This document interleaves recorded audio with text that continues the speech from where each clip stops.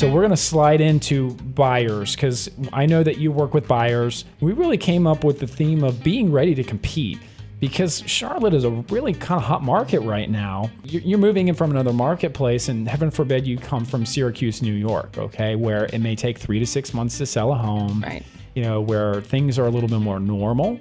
You come here and things are selling in minutes and days, and in some cases, by the time you go see it, it's gone, and it's frustrating for buyers. And if you don't understand this, your approach to buying a home is not going to be in sync with the market. Especially in certain price points. Obviously, higher price points might not move quite as fast, but there's some areas where first-time home buyer price points and a little above, maybe the next step up from first-time home buyer price points, are moving like wildfire. You're either wanting to get into the hottest spot or you're trying to get into the next hottest spot before you can't afford the next hottest spot. Right. And there's a lot of that going on right now, and people are very competitive. Well, knowing your market is really kind of back to knowing what you want as well. It's all part and parcel. It's knowing what you want, it's where you want to be.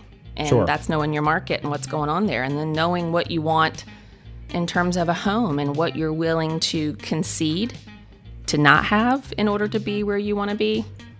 There's a lot of factors, but you gotta be ready to make a move because that house that you love will be gone really quick. The next tip is you want really people to understand the purchase contract. Yes. And so we're figuring out what the market's like. We're figuring out what the buyer really wants to shop for. But they also need to understand how the contract works in North Carolina. Not everybody understands the contract has changed in recent years, and the process is a little bit different. It is, and it's part of the component of the offer itself. Getting the house, yes, right? it's part of the whole process.